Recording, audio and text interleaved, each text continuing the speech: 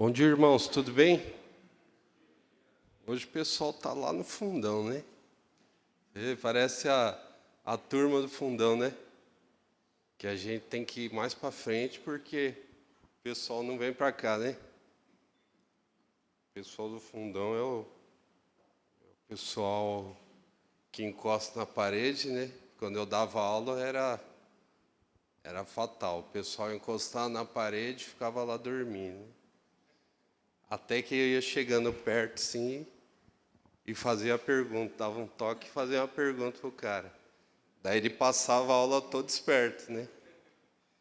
Muito bem, vamos orar para a gente iniciar o nosso estudo sobre o livro de Ruth. Pai amado, Deus de poder, Deus de toda honra, Deus de toda glória.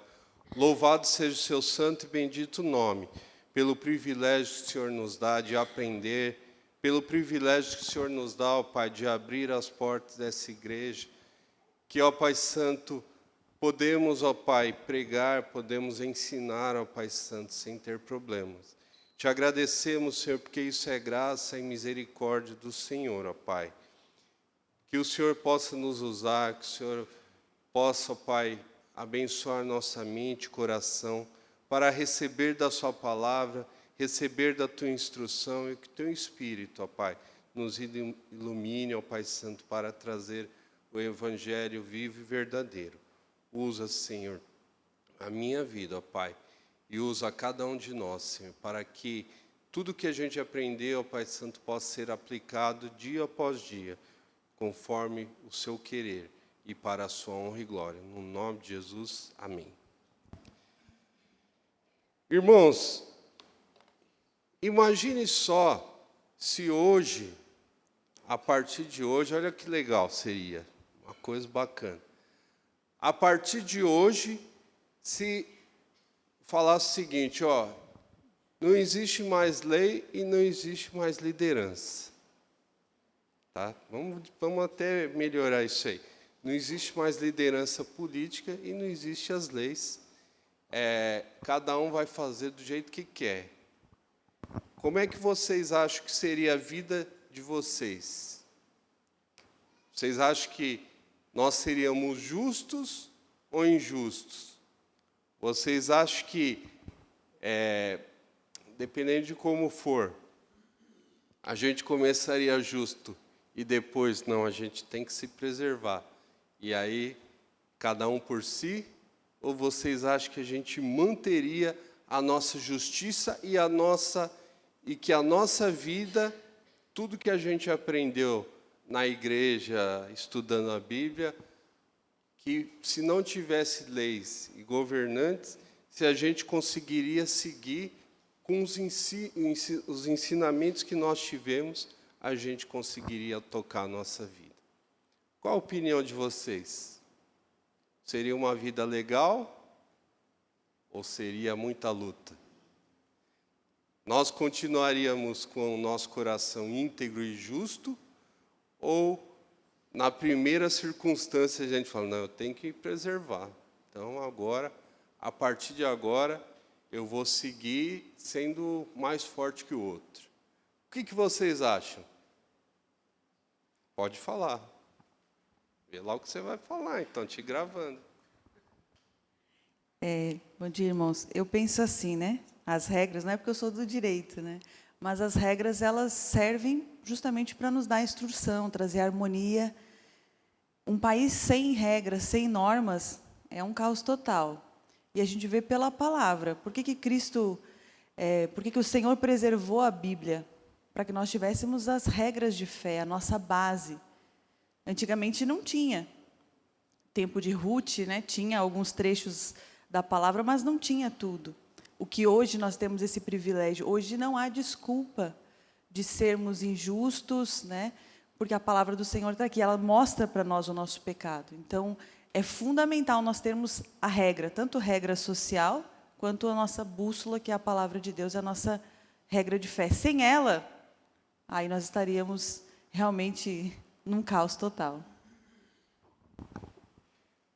E a gente manteria a nossa integridade ou não? O que você acha? Dificilmente, né? Agora imagine só que você agora vai ser promovido a juiz. Olha, juiz federal. Não vai ter outro juiz, você vai ser o cara que vai julgar toda e qualquer circunstância. Você seria um juiz justo? Ou você faria o seguinte, olha, eu preciso dar uma gerenciada nisso aí. Por quê? Porque eu tenho também interesse. Então, para que eu atinja alguns, porque é o seguinte, por maior poder que alguém tenha, a base pode derrubar quem tem o poder. Sempre. Sempre. Se a base continuar na linha, ela mantém quem está no poder. Senão, não tem poder que se sustente. Então, pense que você é um juiz. Agora, pense que você sendo um juiz, você tendo que julgar todas as coisas e ainda viver de forma harmoniosa, você seria um juiz justo ou não? Sim ou não? Sim? Sim ou não, né? É difícil responder, não é? É difícil. Agora pense que você, a partir das próximas eleições, volta à monarquia. Mas assim, monarquia de verdade, né? Não é rainha da Inglaterra, né? Tem que ser um negócio que... Pensa lá, ó, a partir das eleições aí de outubro, o pastor vai ser o novo rei. Olha que legal, né? Ainda bem que a gente está na mesma igreja, né? Que a gente vai estar tudo tudo empregado. Agora pensa só, que alguém sendo rei, ou qualquer um de nós aqui, e aí a gente seria um rei justo, íntegro, ou um rei que teria muitos deslizes, conforme tantos outros, ou conforme os que a gente conhece. Vocês pensem, se a gente analisar toda a situação e todo o pensamento humano que se passa, é pouco provável que a gente seria justo. Pensa só, quando eu falo de não haver lei, eu estou falando de não haver as leis, né, de um país, leis civis, né, que a gente mantém. Mas a lei do Senhor continua. Hoje a gente tem leis, não tem? E muitas, né? E o Brasil, ele tem, às vezes, muito mais do que precisa. Sim ou não? Tá aí os advogados, que se usa da lei para quê? Para derrubar outra lei, não é isso? De certa forma, a gente... Porque é o seguinte, se tem dois lados, os dois acham que estão certos e um ganha, tem alguma coisa errada. E muitas vezes pode ser que o que ganhe, ele é um cara que está lá por injustiça, que ganhou sendo uma causa injusta. Pode ser, não pode? Pode. Então, pense que a gente tem tantas leis, nós temos juízes, nós temos governantes. Nós temos um mundo justo? Não, não tem. Pensa nas esferas do poder. Pensa em quem deveria fazer justiça e quem a gente poderia falar, ó, vai chegar na mão desse cara, eu tenho certeza que ele vai ser justo. Ainda que a minha causa seja desfavorecida, ele vai ser justo. A gente pensa isso em algum momento? Quando a nossa causa vai para a justiça, a gente faz o quê? Olha, Senhor, está nas suas mãos, porque é difícil, né? É difícil.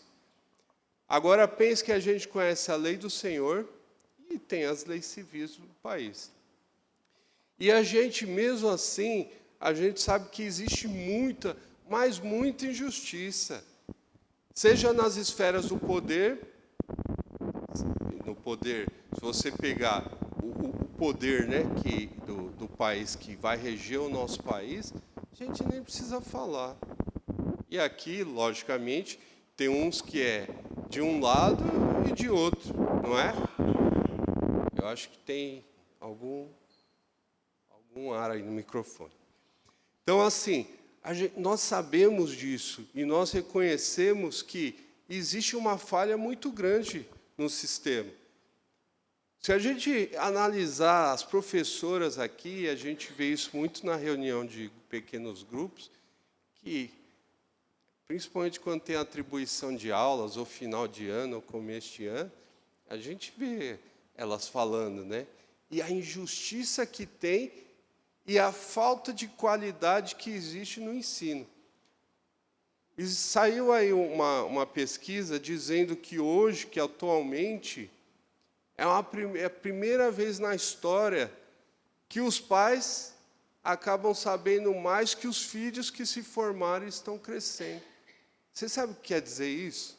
Quer dizer o seguinte, ao invés da gente desenvolver, nós estamos fazendo o quê? Estamos regredindo.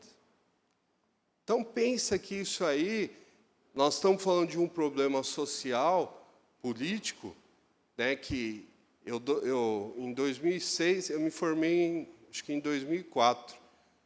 Daí, em 2005, eu fiz uma pós-graduação, em 2006 já estava dando aula na faculdade. Eu tinha alunos que não sabia escrever no 8º semestre. E é escrever de escrever mesmo, de coisa básica, né? de palavras, de formas de raciocínio básico. Vocês lembram aqueles e-mails que a gente recebia, o WhatsApp, que fala aquelas barbaridades que aluno faz? É a realidade. De lá para cá, aqueles caras que estavam lá, são os caras que estão dando aula hoje. Vocês entenderam? E existia já na época, já existia uma forma, né, para conduzir o professor, para facilitar, de certa forma, para quê? Para que houvesse sempre o quê? Mais alunos aprovados. É difícil falar isso. É difícil falar isso sabendo que está gravando, né? Isso é o pior, né? Mas isso é uma realidade. É uma realidade de qualquer colega professor, ele vai falar que é assim. E a gente vê que cada vez mais uma educação na sala de aula, ela está sendo prejudicada. Se a gente for, por exemplo, para a área, pular da área do governo, da área de instrução, né, de educação, se a gente for para a área de saúde, você vai ver também outras barbaridades. Nós tivemos um caso de uma irmã que falou que o médico, antes de operar a criança de meses, ela falou assim, eu quero que o convênio garanta que eu vou receber por isso. É isso. Vocês veem a realidade do nosso país? E aí eu poderia dizer mais. Dentro das famílias, como é que funciona? Pais que têm que proteger filhos, proteger os menores, os desfavorecidos, e o que acontece? Só conversar com a Carla do Smart, você vai ver. O quanto de casos de pais que estupram filhos, bebês que não têm 1 ano de idade. Esse é o nosso país, gente. Esse não é só a questão do país, também é a questão do nosso mundo. É um mundo que tem leis, é um mundo que tem regras, que tem pessoas para governar, que tem altos escalões em instituições de justiça que deve reger e fazer que mantenha a ordem, e a gente vê isso. E aí conversa aqui com um policial que vai falar o que acontece dentro de um presídio, quem que comanda presídio, ou a gente pode até mais, pensa nas igrejas, pensa no topo de quem manda nas igrejas, pensa nas estruturas que tem e pessoas que tomam decisões que às vezes não levam em consideração o quê? O princípio básico da palavra de Deus. Aonde a gente vê aqui, muitas vezes, nas decisões que a gente toma e que a gente participa. Eu estou falando isso, mas não pensa que nós estamos fora desse movimento de injustiça. Eu e você, nós estamos dentro. Sabe por quê? Quem são os gestores de empresa? Quem são os professores? Quem são os policiais? Quem trabalha na área de saúde?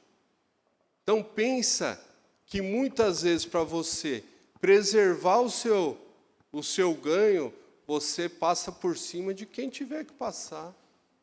E a gente está aqui depois louvando e adorando o Senhor. Não é verdade isso? É verdade, sim. A gente não pode achar que não é. Quando nós estamos envolvidos no sistema, nós acabamos sendo corrompidos por ele, se não passar pelo temor do Senhor.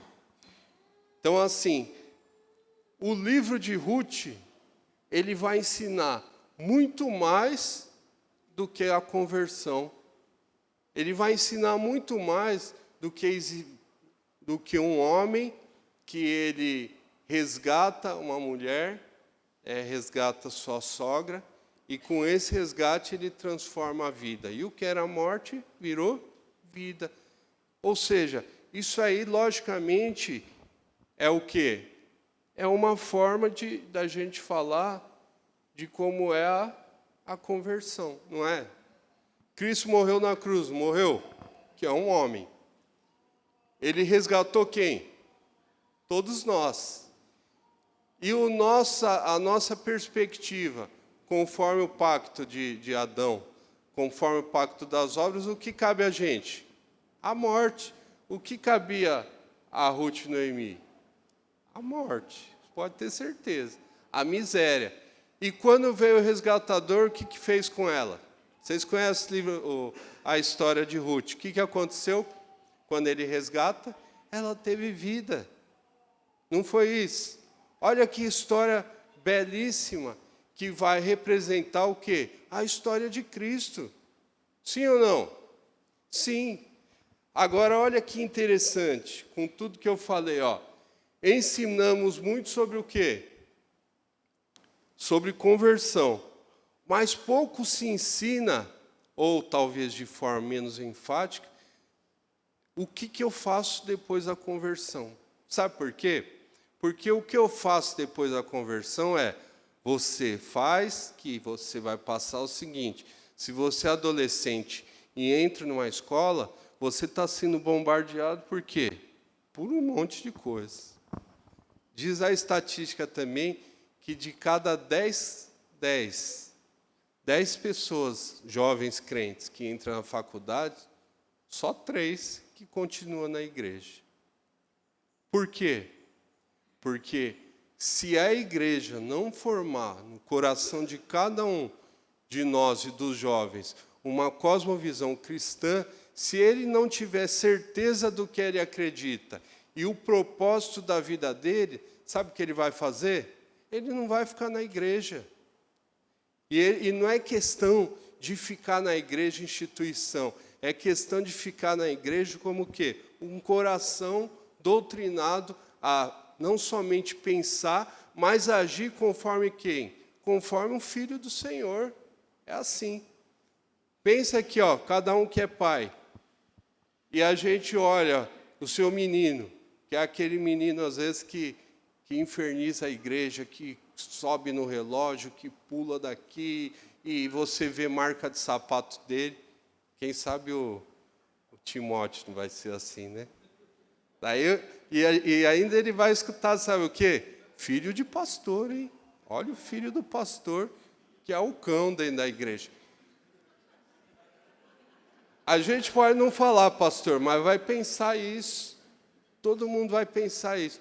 Então veja o seguinte, conforme o pastor Chum fala que esses meninos que vamos dizer assim,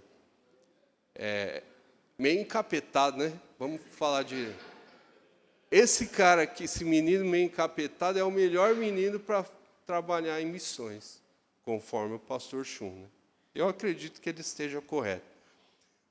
Mas se a gente não colocar e instruir cada um de nós e cada um dos nossos filhos e os filhos dos nossos filhos de que a palavra de Deus não é uma religião. Nós somos religiosos, mas a palavra de Deus não é mais uma religião. Ela é vida ou morte. Ela é transformação para quê? Para que se haja justiça sobre a terra, principalmente no povo de Deus. Se a gente não tiver corações conforme a palavra de Deus, nós seremos presbíteros injustos, pastores injustos, pastores que ao invés de tratar com misericórdia, porque tem o temor dele no coração, ele vai fazer injustiça. E aí vai sair aqui, caça as bruxas para quê? Ah, você assiste dorama? Pecado, né, pastor? E ainda é pecado, né? Pecado venial, né? Como a católica fala. Ah, você gosta, sei lá, de ir no cinema, é outro pecado. Então, veja só, a gente pode, para punir, você pode criar um monte de coisa. Por quê? Porque punir é mais fácil do que você doutrinar e ensinar. Cristo podia punir todo mundo, só que ele ensinou e instruiu.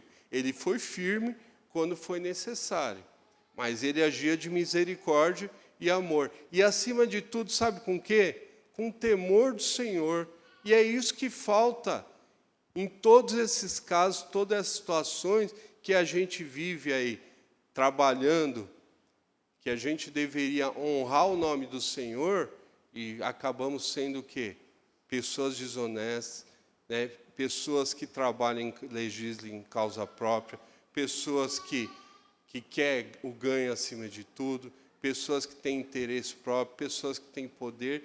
Quando não se tem o temor do Senhor, o nosso coração está transformando isso aí. Sabe por quê? Porque o nosso coração, sem o Evangelho de Cristo, ele é um coração humano.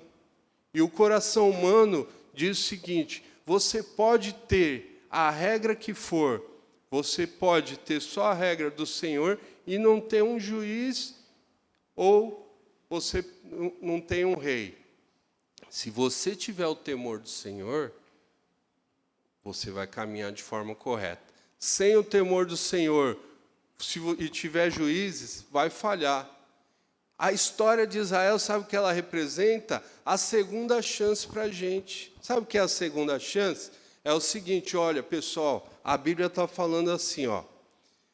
O livro de Juízes, ele narra isso e isso. Entrava um juiz, saía outro. Quando o Senhor agia, o povo andava nos caminhos dele. Morria o juízo, o povo caía.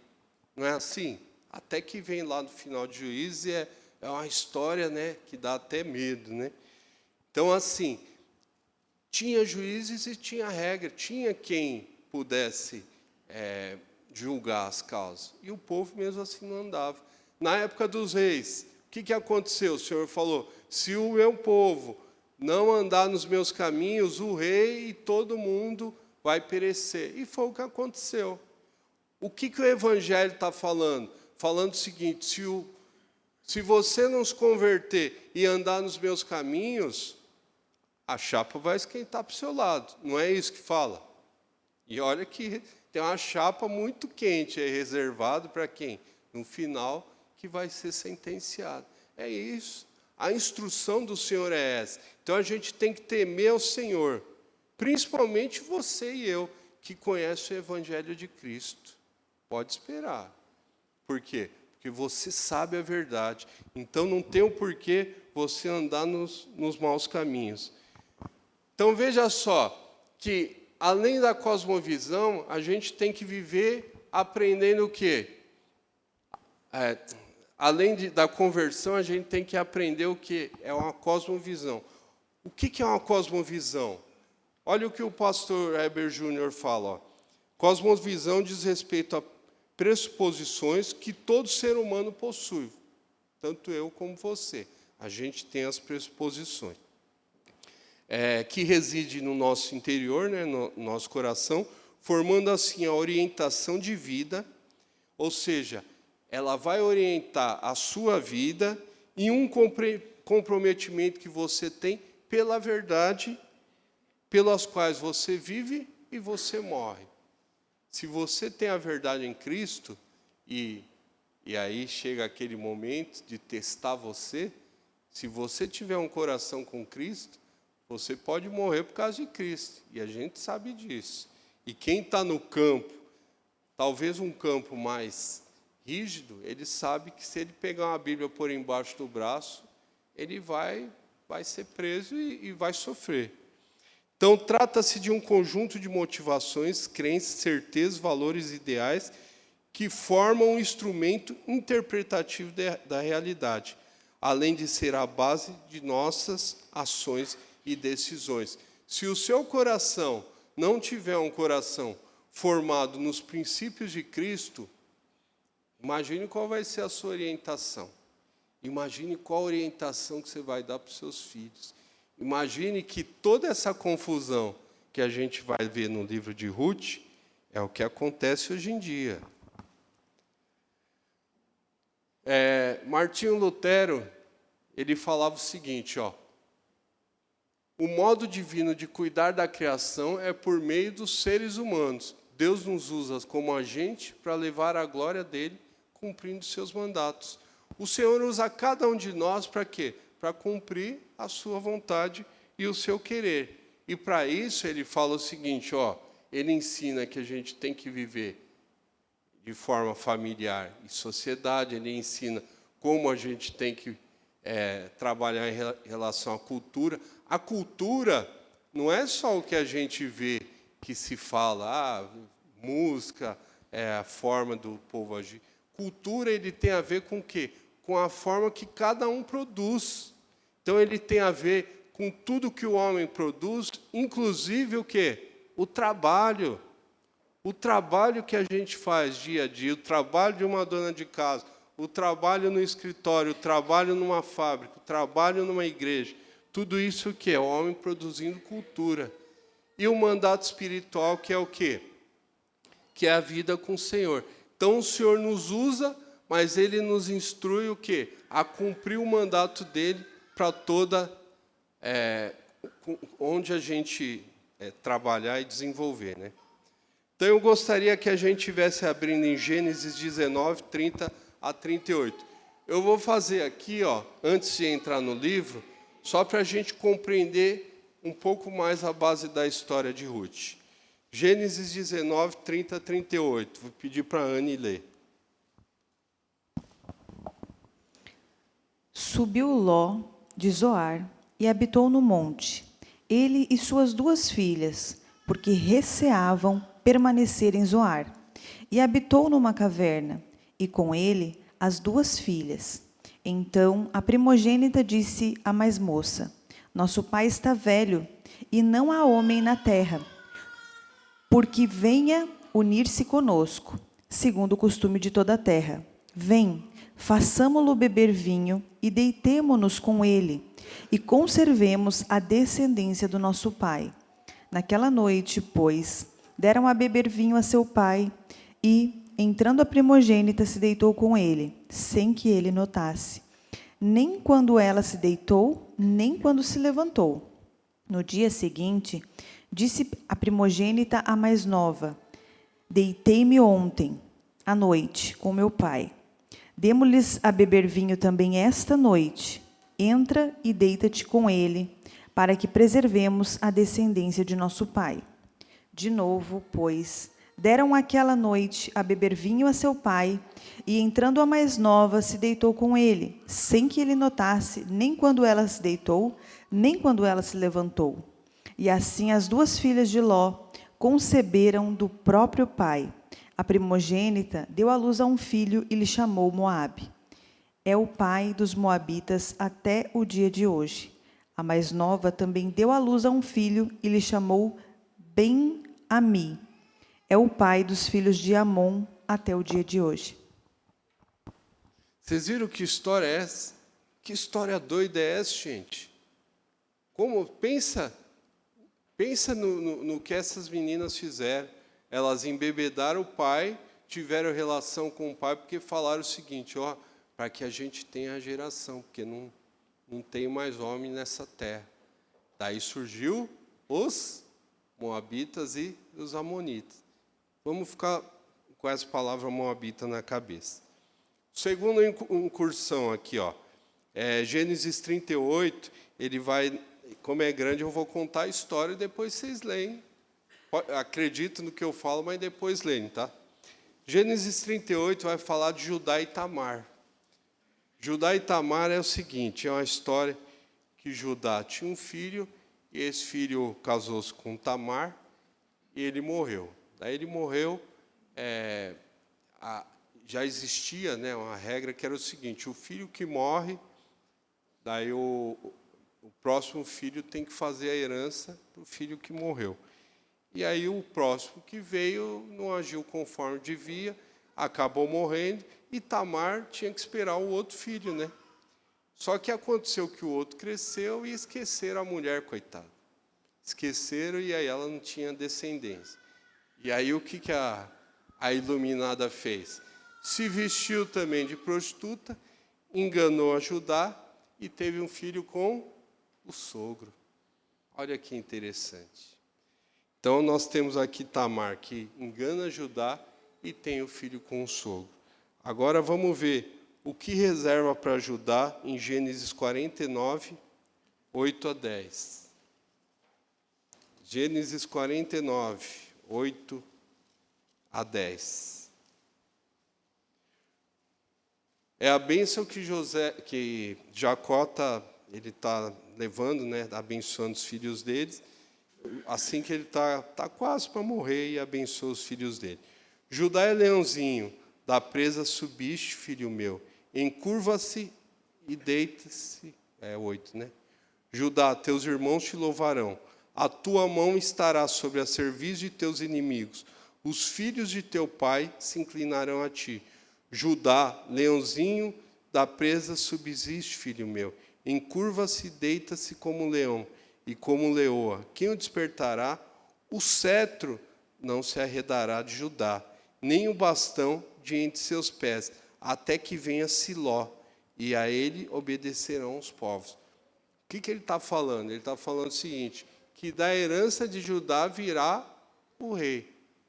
E aí, logicamente, a gente sabe que será uma linhagem real. E o grande rei virá de quem? De Judá. E quem foi o grande rei? Esse mesmo que vocês pensaram, né? Jesus. Continuando aqui. Então, olha só. Qual é o autor do livro de Ruth? Qual é o autor do livro de Ruth, a gente não sabe. A gente, né, se os teólogos não sabem, quem dirá eu, né? Agora, acredita-se, né, que pode ser uma grande chance de Samuel ter escrito, até mesmo que eles veem muito característica da escrita de Samuel com o livro de Ruth. O período do acontecimento, esse a gente sabe, que o texto vai narrar, que é no período de Juízes, aproximadamente 1000 anos antes de Cristo. Esse livro, ele não fala diretamente do quê? Do Senhor agindo de forma miraculosa. A gente não vai ver isso. Ele abriu o mar, o rio abaixou, ele multiplicou, a gente não vai ver nada disso. Mas a gente vai ver isso aqui, ó. O reino de Deus, o pacto, a aliança e o mediador. Isso aqui é considerado o quê? O mítico. O que é o mítico? É a cola que vai colar toda a história bíblica, desde o Gênesis ao Apocalipse. Então, veja só, o livro apresenta a soberania do Deus de quê? De aliança, no cumprimento dos seus propósitos, em meio quê? Às decisões humanas. Olha só, a responsabilidade humana de tomar a decisão correta e o que o Senhor tem de propósito sendo cumprido. Fácil, né? Sim ou não? Nada fácil, né? Não é fácil, nem um pouco fácil. Você orar e falar assim, ó Senhor, eu quero que o Senhor me direcione a fazer a sua vontade. Eu preciso de um emprego, por exemplo. Daí vem, se vier um só é fácil, né? Decisão tomada, legal. E quando vem 3? Daí você fala, e agora, Senhor? Qual é a decisão correta que eu tenho que tomar? E aí você faz o quê? Bom, quem me ligar primeiro, Senhor, eu vou orar. Quem me ligar primeiro é aquele que o Senhor vai fazer. Essa é a decisão? Ou a gente fala, bom, pagar mais, né? Essa é outra decisão. São decisões que a gente toma. Decisões que a gente pode tomar e errar, né? Não pode? E aí, depois que você fala, nossa, como eu pude errar tanto assim. E o Senhor nem para dar uma ajudinha, né? Nem para, sei lá, né? Alguém me liga, alguém fala um versículo bíblico, né? Que você fala, eu abro a Bíblia e fala para eu fazer, escolha 3, né? E assim a vida da gente. As decisões humanas, ela é uma decisão difícil. E o cumprir a vontade de Deus também é difícil. O livro de Ruth, na Bíblia hebraica, olha só depois de quem ele vem, ó, depois de Provérbios. Por que será que ele vem depois de Provérbios? É isso que a gente vai descobrir, né? Então vamos agora entrar no livro de Ruth, que o irmão falou que a gente tem meia hora aqui. Livro de Ruth, Ruth de 1 a 5. Pedi para o Leandro ler. Quando vocês quiserem ler, senta aqui na frente que eu vou perguntar, né? E vou passar o microfone direto, né? Nos dias em que julgavam os juízes, houve fome na terra, e um homem de Belém de Judá saiu a habitar na terra de Moabe com sua mulher e seus 2 filhos. Este homem se chamava Elimeleque, e sua mulher Noemi. Os filhos se chamavam Malom e Quilion, efrateus de Belém de Judá. Vieram à terra de Moabe e ficaram ali. Morreu Elimeleque, marido de Noemi, e ficou ela com seus 2 filhos, os quais casaram com mulheres moabitas. Era o nome de uma Orfa e o nome de outra Ruth, e ficaram ali quase 10 anos. Morreram também ambos, Malom e Quilion, ficando assim a mulher desamparada de seus 2 filhos e de seu marido. O que você faria se você tivesse uma terra que começa a faltar comida? Você e seus filhos, sua mulher. O que você faria? Vocês ficariam na terra e insistiriam ou procuraria coisa melhor? O que vocês fariam se entrasse o presidente que você não quer? Você sairia da terra ou ficaria? O que a gente faria? A decisão de Elimeleque, ela foi tomada e, de certa forma, não é nada diferente que a gente faria. Sim ou não? Quantos saíram de outros estados e vieram para cá? Quantos saíram, por exemplo, do Rio Grande do Sul e estão aqui? Tem aqui pelo menos 3 que eu conheço. Quem saiu do Maranhão e veio para cá? Quem saiu de Minas, então, é 70% da igreja, né? Se falar Minas, é mais ou menos assim, né? Quem saiu de São Paulo e veio para essa igreja, né? Então, assim, não é nada errado, né? A gente pensa assim, então, é uma decisão que qualquer um de nós tomaríamos. A frase, lembra que quando assim começa a ler, vai falar que saiu do quê? Período de juízo. Por que o autor está falando? Ó, lembre-se qual período é, o período de juízo. O período de juízo, o que ele fazia? Lembra daquela frase? Naqueles dias não havia rei de Israel, cada qual fazia o que achava mais reto. Cada um fazia, de certa forma, o que queria. Lembre-se que Moisés tinha dado os mandamentos, não tinha? Sim ou não? Sim. Josué, ele voltou a falar e afirmar, sim ou não? Sim. E o povo entrou no período de juízo e cometeu o quê? Um monte de barbaridades. E aí, por isso que essa frase ela é marcante no livro de Juízes. E olha só a ironia que existe, né? O livro de Ruth, ele é cheio de ironias. Uma delas é que ele saiu da onde? De Belém.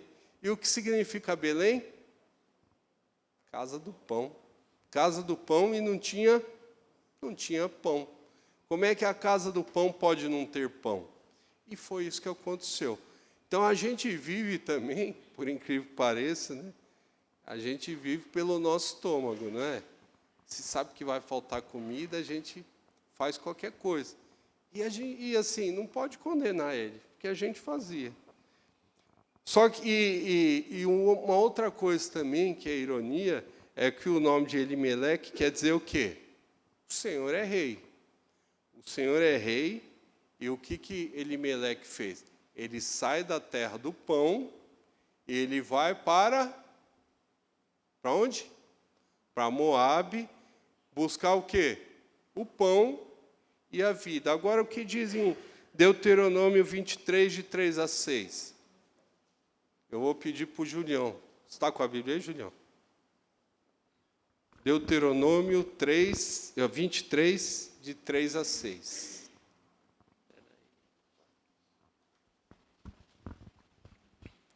Nenhum amonita ou moabita entrará na Assembleia do Senhor, nem ainda a sua 10ª geração entrará na Assembleia do Senhor eternamente, porquanto não foram ao vosso encontro com pão e água no caminho quando saíeis do Egito, e porque alugaram contra ti Balaão, filho de Beor, de Betor, da Mesopotâmia, para te amaldiçoar. Porém, o Senhor, teu Deus, não quis ouvir a Balaão, antes trocou em bênção a maldição, porquanto o Senhor, teu Deus, te amava. Não lhes procurarás nem paz nem bem, em todos os seus dias para sempre. Olha só, hein? A gente tem uma instrução de quando? Do período de Moisés. Moisés, depois, ele volta e reafirma, fala, ó, vocês entenderam a regra? A regra é clara? É clara. Tá bom, então vamos lá. Período de Josué. Vocês entenderam a lei? Entenderam. A regra é clara? É clara. Tá bom. Período de juízo. Vocês entenderam a lei? No começo, mais ou menos. Depois vai entendendo que não tinha entendido nada. Daí é o seguinte, o que acontece com Elimeleque? Ele vai para onde? Ele sai da terra que era para ter pão, não tinha pão. O Senhor é o rei dele, mas ele faz o que? Conforme a vontade dele, e vai para onde o Senhor diz para não ir. Não é? Quando termina o texto, é o que ele vai, de certa forma, falar isso aí. Então, a gente pensa o seguinte, olha, lendo esse texto, a gente vai apedrejar ele, né? Ou seja, ele já está fora do grupo, né? Fora do grupo do WhatsApp. Tira ele, Meleque, que ele fez tudo errado. O que ele fez é o que a gente faz, gente. É a pura vontade humana que leva a decisões que estão contrárias à palavra de Deus. Irmãos, ó, se vocês tiverem dúvida, pode perguntar. E hoje pode perguntar com força mesmo, porque a gente está com o pastor aqui também. E ele está avaliando, ele está só anotando os pontos aqui. Um dos pontos é vocês perguntarem, e o outro ponto é o tempo, né, pastor? Muito bem, então olha só que interessante. Logo no começo do livro de Ruth, ele já vai apresentar esses pontos. Ele fala, ó, o período era período que cada um fazia o que queria. Ele sai de Belém da casa do pão, Elimeleque quer dizer o Senhor é rei, ele não poderia ter ido para lá, e ele finalizou o texto mostrando que aconteceu o quê com a mulher dele, Noemi. Aconteceu que ela vira uma viúva desamparada, né? Olha que interessante, né? E que triste, né? Agora a gente pensa e se compadece de tantos que saem da sua cidade, do seu país, né? Tantos que têm esperança. Pensa num refugiado. Ele sai com esperança de que ele vai encontrar o pão, e aí ele encontra a morte e volta com o marido e sem os 2 filhos. Não é triste? É triste. E é triste porque a gente vai falar, toda a decisão que eu tomei foi errada. Não foi? Não sei se ele orou ou não orou. Pode ser que tenha orado. Pode ser que tenha pedido para Deus. E pode ser que ele tenha feito por vontade. E a gente não sabe. A gente tem que compreender o que a Bíblia apresenta para a gente compreender.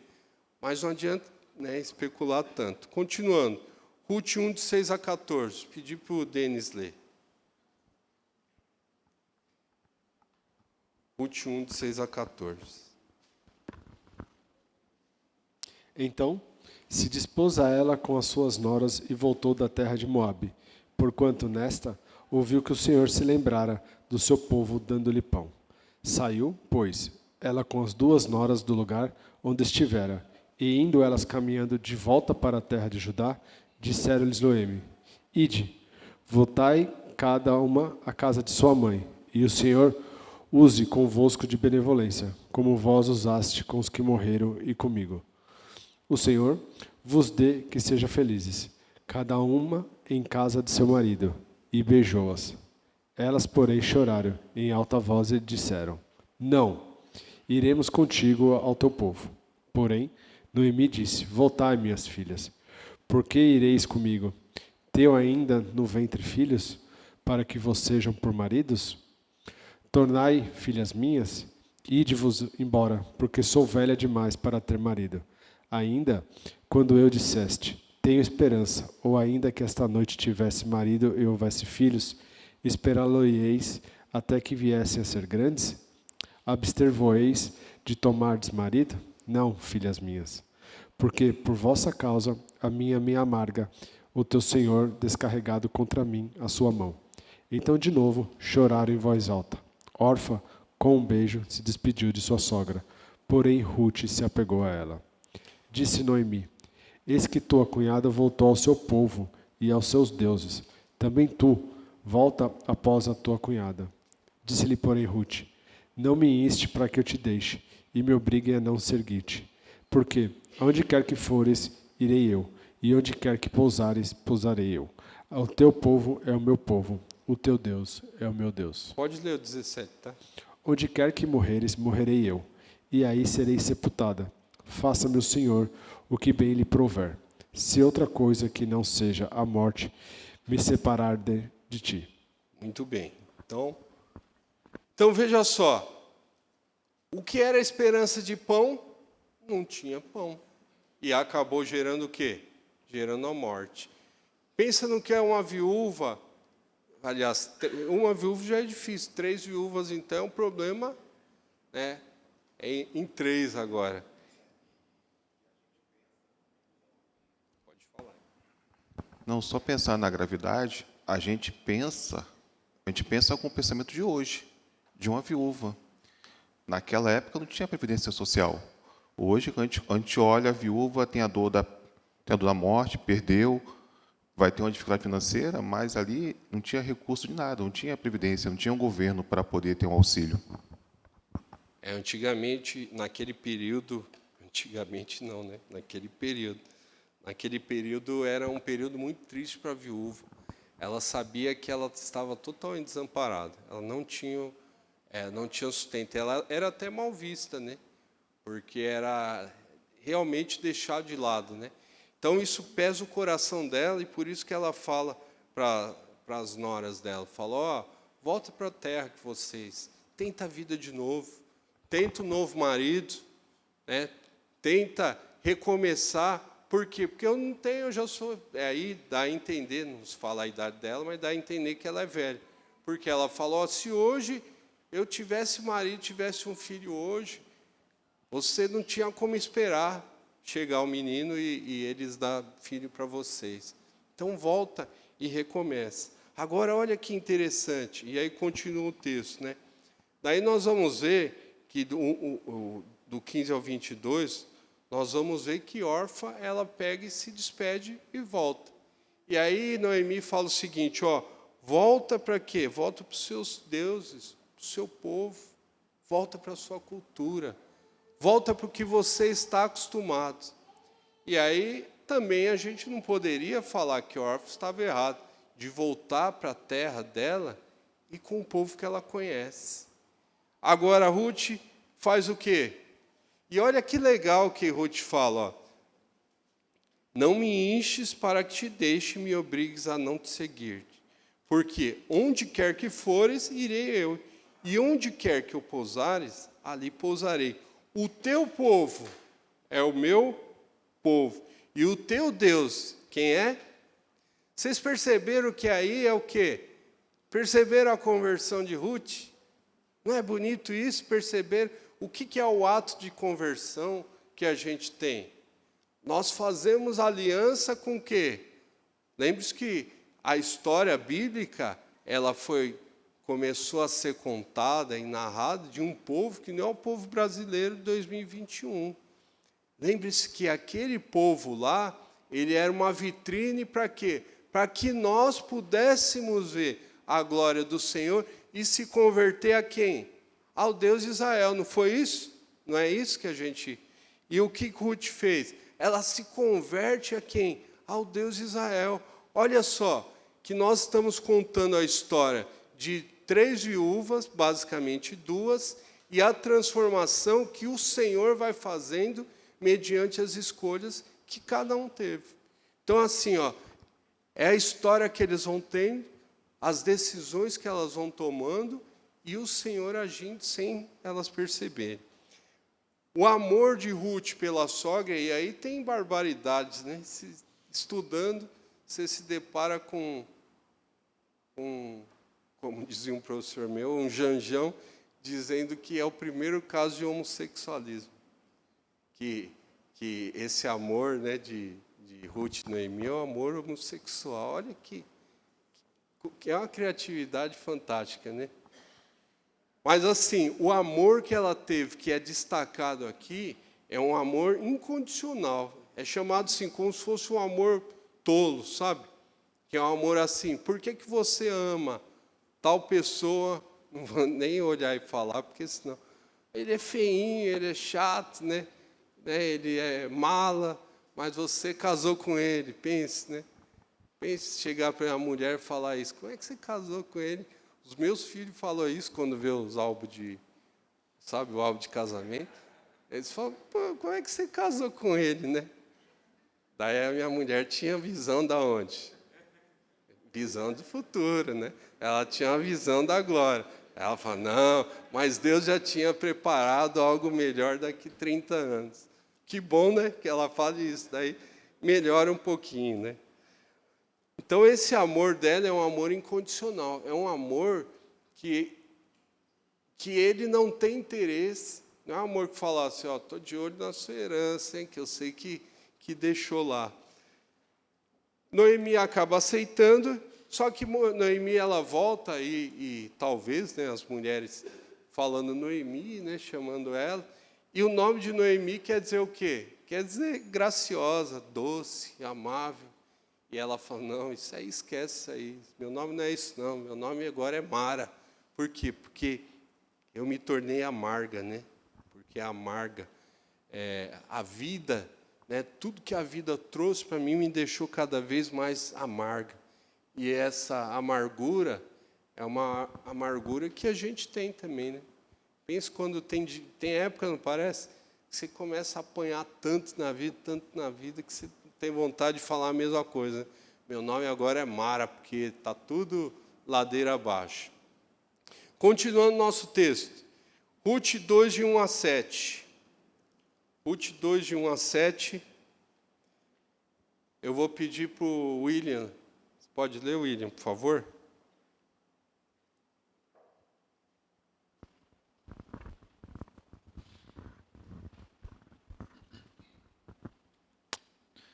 Tinha Noemi um parente de seu marido, senhor de muitos bens, da família de Elimeleque, o qual se chamava Boaz. Ruth, a moabita, disse a Noemi, deixa-me ir ao campo e apanharei espigas atrás daquele que me favorecer. Ela lhe disse, vai, minha filha. Ela se foi, chegou ao campo e apanhava após os segadores. Por casualidade, entrou na parte que pertencia a Boaz, o qual era da família de Elimeleque. Eis que Boaz veio de Belém e disse aos segadores, o Senhor seja convosco. Respondeu-lhe eles, o Senhor te abençoe. Depois perguntou Boaz ao servo encarregado dos segadores, de quem é essa moça? Respondeu-lhe o servo, esta é a moça moabita que veio com Noemi da terra de Moabe. Disse-me ela, deixe-me rebuscar espigas e ajuntá-las entre as gavelas após os segadores. Assim ela veio, desde pela manhã até agora está aqui, menos um pouco que esteve na choça. Então, olha só, existia uma regra que era o seguinte, que ela está apontada aqui, ó, em Levítico 9, 9 e 10, né, sobre apanhar espigas. O que o Senhor falou na época de Moisés, hein? Estamos falando que mais ou menos 300 e pouco anos antes disso. Ele fala assim, ó, quando você estiver colhendo, você colhe, só que o que cair, vocês vão fazer o quê? Não é para apanhar. Por quê? Porque vai entrar no seu campo quem estiver desfavorecido e o estrangeiro, e vai fazer o quê? E vai pegar do que tiver no chão. Olha só, hein? Depois, assim, as pessoas falam que a Bíblia não foi inspirada por Deus. Quem escreve trabalho acadêmico sabe que se você escrever hoje, daqui a um ano você está reescrevendo. E vai vir outro que vai falar que você escreveu tudo errado. E vai vir outro que vai falar que você fez errado. O Senhor escreveu, falou por Moisés, e agora, 300 e poucos anos, aquela lei que ele falou, olha, o que deixar cair, você faz o quê? Deixa aí. Por quê? Porque vai vir os desfavorecidos e o estrangeiro que pode colher. E aonde ela foi parar? Apanhar espigas. E Ruth era uma estrangeira. Olha o Senhor pensando e conhecendo a história do jeito que é. E aí ela se depara com Boaz, e olha que, de novo, que ironia. Boaz era filho de quem? Vocês lembram de Raabe? Quem era Raabe? Raabe era uma prostituta. Quando o povo entra em Jericó, que vai esconder onde? Na casa de Raabe. Pensa quanto que existe no meu e no seu coração. Quando é que eu e você, muitas vezes, eu e você, homem, né? Ia casar com uma prostituta. Pense no que é isso. A gente pode, às vezes, até falar e fala da boca para fora. Pensa no que significa isso, quão corajoso esse homem foi na época, e casou com Raabe, que de Raabe também virá o quê? Viria da linhagem de Judá, que vai constar Raabe, vem o Messias. Então a gente tem aí, nesse ponto da história, que ela conhece Boaz, nós vimos aqui que ela apanha espigas, e vê a figura do resgatador. O que é esse resgatador? Esse resgatador é o seguinte, ele tem a ver com o ano do jubileu. Olha como a Bíblia vai amarrando também. O ano do jubileu era a cada, vamos dizer assim, 49 anos, existia um perdão das dívidas. Mas nesse período, se você, por exemplo, era desfavorecido igual Noemi, você procurava um parente e vendia a sua terra. Essa venda não era uma venda assim que você perdia a posse. Era uma venda de usufruto. Você podia usar pelo período até o ano do jubileu. No ano do jubileu, era obrigado a restituir de novo para a pessoa. E foi o que aconteceu. Elas tinham que buscar quem iria ser esse resgatador. Continuando aqui, ó, 2 de 8 a 23. Eu vou falar aqui. Então, de 8 a 23, ele vai mostrar um pouco do quê? Da bondade de Boaz. Então, Boaz fala assim, ó, minha filha, pode ficar aqui no meu campo, né, fica tranquila, come e bebe com o pessoal aqui, eu já dei ordem para que ninguém mexa com você. E ela fala assim, por que você me favorece sendo estrangeira? Daí ele vai falar assim, olha, eu já tomei aí conhecimento de quem é você, a cidade sabe que chegou uma estrangeira com Noemi e sabe o quanto você foi boa para ela. Então, assim, que o Senhor te retribua. E ele faz menção do quê? Quando a gente lê e estudou o livro de Juízes, vocês lembram que eles fizeram lá com a mulher, lá com a mulher de Mica, né? Que ele acaba... A mulher de Mica, não, a mulher do Levita, que acaba matando, usando, né, abusando da mulher, e a mulher acaba morrendo. Então, esse problema aqui, ó, numa terra que não existe lei, ele falou, fica aqui, porque aqui pode deixar que você vai estar protegido, ainda mais sendo uma estrangeira. Então, veja que, quando ela conta essa história para Noemi lembra do favor do Senhor e fala assim, verdadeiramente o Senhor favorece e toma conta da minha vida. Então, continuando agora, 3, de 1 a 5, nós vamos ver que existe uma estratégia que Noemi fala o seguinte, fala, olha, Ruth, você vai lá, toma um banho, se perfuma, usa maquiagem, aplica aqueles cílios postiços, né? Que ele faz o que você puder fazer e espera lá quando ele for descansar, vai dormir lá no perto da colheita e tal, e você descobre o pé dele. E aí você espera como a história aí ser conduzida. Muito bem. E aí ela fala que vai fazer tudo conforme a sogra dela falou, né? Então ela vai, descobre os pés de Boaz. Por quê? Aí a gente pode pensar um monte de coisa, né?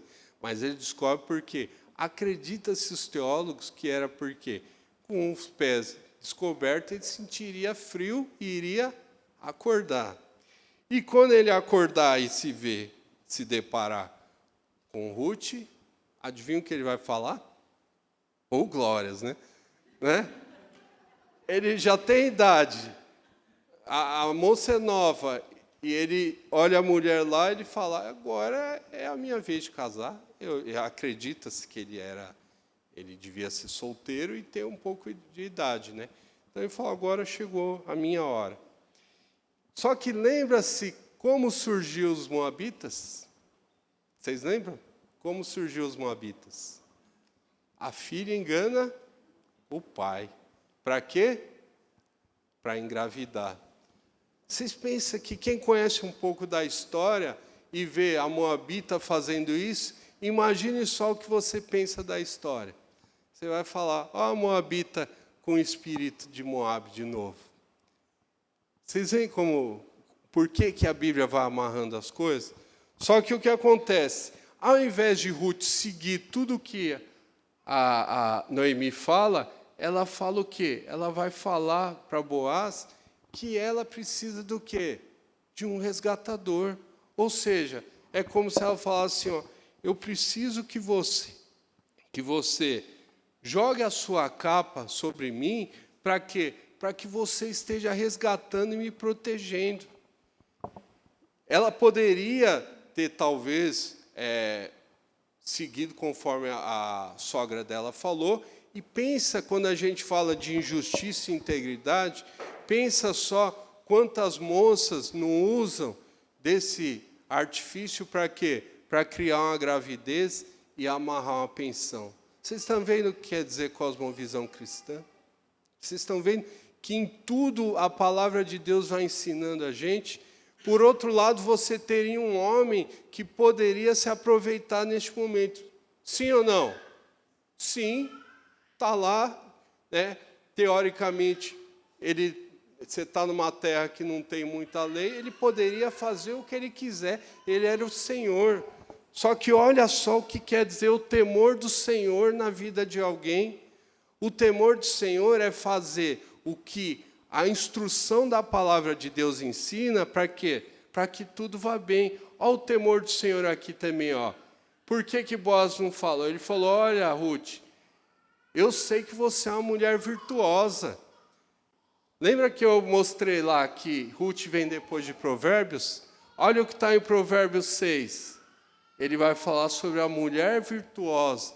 Então, embora não tivesse ainda o livro, mas eles já sabiam disso, né, sobre uma mulher virtuosa, ele falou assim, essa mulher virtuosa é o que me faz o quê? Agir com respeito para quê? Para que eu seja o resgatador dela. Então a gente percebe a integridade de Boaz, o temor do Senhor, e ele faz a promessa de resgate.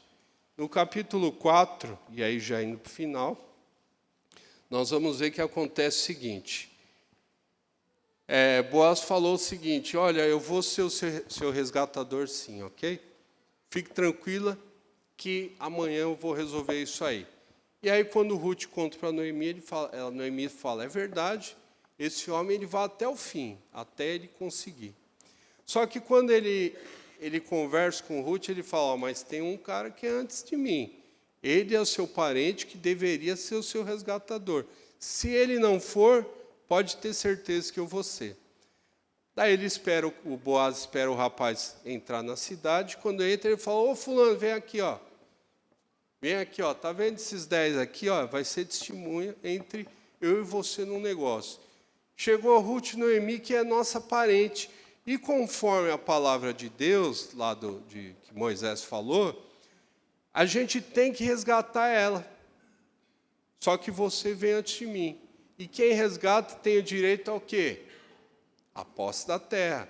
Daí o cara falou: fechado, eu vou resgatar. Daí ele falou: mas veja bem, não é só a terra, tá?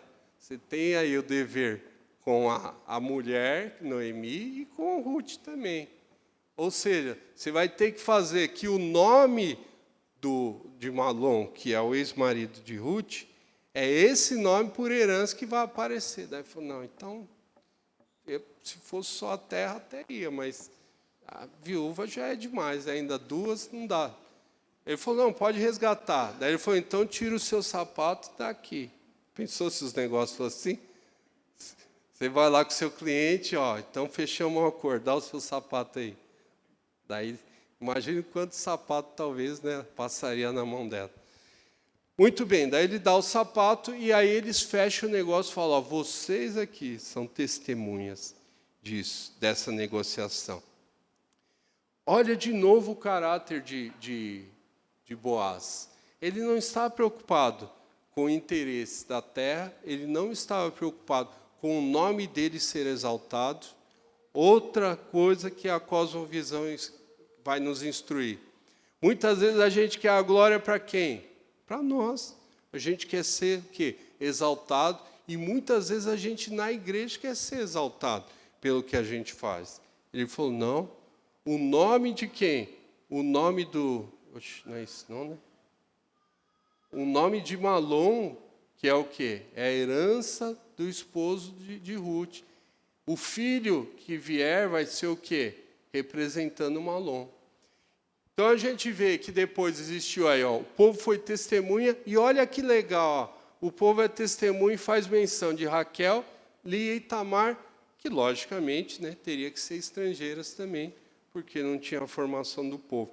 Mas ele vai abençoando de tal forma que ele faz referência a essas mulheres também. Vamos abrir aqui, ó, rapidamente. Ó. Então ele fala o seguinte, ó, 4:11. Ó, todo o povo que estava na porta, os anciãos disseram: somos testemunha, o Senhor faça a esta mulher que entra na tua casa, como Raquel e como a Lia, que ambos edificaram a casa de Israel. E tu, Boaz, ate valorosamente em Efrata, e faze-te nome afamado em Belém. E seja a tua casa como a casa de Pérez, que Tamar teve de Judá, pela prole que o Senhor te der dessa jovem. Ele faz referência a todo aquele povo lá, que tecnicamente a gente considerava às vezes de segunda qualidade ou estrangeiro, eles fazem referência. E falam: olha, que o Senhor faça a mesma bênção dele, que o Senhor abençoe de tal forma. E aí a gente percebe que Deus mudou a sorte de quem? De Noemi, e cumpre os seus propósitos. Como a gente sabe? Porque o final do livro ele vai mostrar que Ruth teve um filho, e esse filho ele foi dado por herança para Noemi, e as mulheres falam: olha, essa sua nora é melhor que 7 filhos. E o que o Senhor tirou? Ele te abençoou. E aí talvez ela levasse para todo lugar, né? E mostrava o netinho dela, e mostrava como o Senhor mudou, e foi só alegria. E aí a gente vê que termina com o quê? Com uma genealogia. E essa genealogia aponta para quem? Então ele termina assim, ó: são essas, pois, as gerações de Pérez. Pérez gerou a Esrom, Esrom gerou a Rão, Rão gerou a Aminadab, Aminadab gerou a Nasson, Nasson gerou a Salmão. Aqui não diz, mas Salmão, quando diz lá na genealogia de Mateus, vai falar que é filho de Raabe. Salmão gerou a Boaz, Boaz gerou a Obed, Obed gerou a Jessé, e Jessé gerou quem? A Davi. Olha só que interessante. Ele está apontando para quem? A linhagem real, de onde viria o Salvador, que de tudo isso viria o Senhor de todas as coisas. E aqui, só para um exemplo, em 1 Samuel, vai falar o seguinte, que uma época de perseguição que Saul tinha com o rei Davi, ele precisou levar os pais dele para morar, adivinha onde? Na terra da Bisa. Né? Levou os pais dele para morar na terra de Moabe. Então, olha só como o Senhor trabalha nos mínimos detalhes para quê? Para que todas as coisas se cumpram conforme o quê? Conforme Ele queria. Então, o Senhor foi trabalhando, e às vezes a gente acha que o negócio está apertando, e está apertando mesmo, mas a gente vê que tudo tem um propósito. Né? Acho que agora travou, hein? Ah, como é que descongela? Descongela lá, né? Então, olha só, olha as aplicações que a gente tem, ó. Nas aplicações, ó, escolha contra os preceitos, né, contra as ordenanças do Senhor, nos leva o quê? À morte. A gente pode falar assim, mas no final deu tudo certo, né? Ele fez tudo errado, mas Elimeleque fez errado, mas deu tudo certo. Pensa no preço que tem com esse tudo certo. Pensa que o Senhor nos dá inteligência, nos dá o Espírito dele, a palavra dele, para que a gente tome decisões sábias. Pense no que é isso. É necessária a conversão sempre dos maus caminhos.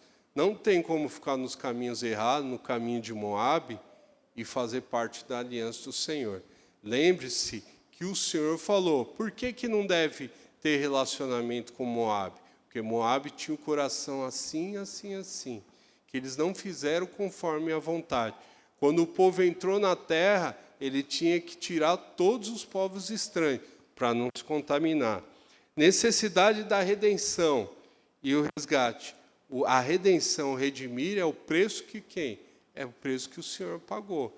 E é o preço que Ele paga para quê? Para que haja o resgate dos nossos maus caminhos. Lembre-se do amor sem interesse. O que é o amor sem interesse? Não é eu amar, ou demonstrar amor entre as pessoas, querendo que eu tenha algo em troca. Lembre-se que a gente tem que amar por amar e fazer o que é justo diante do Senhor. A importância de temer ao Senhor, ainda que seu nome não apareça. Pense, você que tem liderança, você que é pai, você que é presbítero, você que é diretor de empresa, gerente, você que trabalha em instituições governamentais, você que é professor, quase todos nós têm um cargo que faz a diferença. Pense em quanto você tem que ser justo. A palavra de Deus diz que Ele vai cobrar de cada um. Ele vai cobrar de cada um o que fez. Ou seja, tudo que a gente plantar, certamente colherá. Então pense nisso. Deus transforma estrangeiros desqualificados em filhos da aliança. Nós somos estrangeiros desqualificados, viu? Nós éramos estrangeiros desqualificados. Nós éramos, pelo judeu, talvez como prostituta, como moabitas, como povos que não deveria dar nenhum valor, como viúvas. Pensa que o Senhor transforma pessoas desqualificadas e estrangeiros em filho da aliança. Olha que bonito. Apesar de tudo que aconteceu, o Senhor mostra que é Ele que comanda e comandou toda a história e todo o plano de redenção. Deus age nos detalhes para que a sua vontade, suas promessas e seus propósitos sejam sempre alcançados. Às vezes você nem imagina a perda de um pai, às vezes você não imagina a perda de um emprego, às vezes você não imagina por que você saiu de outro lugar, veio parar nessa cidade de Guarulhos, veio parar aqui na igreja. Pense que em cada detalhe, por isso que seu coração tem que ser formado com a cosmovisão cristã, que é, você sabe que o Senhor tem total controle da sua vida. É Ele que ampara você, é Ele que dirige os seus passos. E essa certeza é o que te dá o descanso para quê? Para continuar nos caminhos dele todos os dias da sua vida. É esse descanso que faz eu acordar cedo e agir com justiça onde quer que eu esteja. É esse descanso no Senhor que faz com que eu tenha certeza que eu sou filho dele e represento o reino dele. Pense tudo isso. O livro de Ruth, ele não fala só de conversão, mas ele fala de transformação que cada dia a nossa precisa. E de qual o resultado que é andar no temor do Senhor. Que o Senhor abençoe a cada um de nós e que a palavra dele continue sempre no nosso coração. Vamos orar? Pai amado, muito obrigado, Senhor, pela sua palavra. E muito obrigado, Senhor, pelo ensino que o Senhor me deu e o ensino que o Senhor nos deu, Pai. Pai, muito obrigado, Senhor, porque o Senhor nos conduz e nos ensina. E eu te louvo, Senhor, porque a cada dia podemos demonstrar a sua glória, Pai, através das nossas vidas, desde o mínimo, Pai Santo, até o que o Senhor coloca nas nossas mãos, que fará grande diferença. Louvado seja o seu santo e bendito nome. No nome de Jesus, amém, Senhor.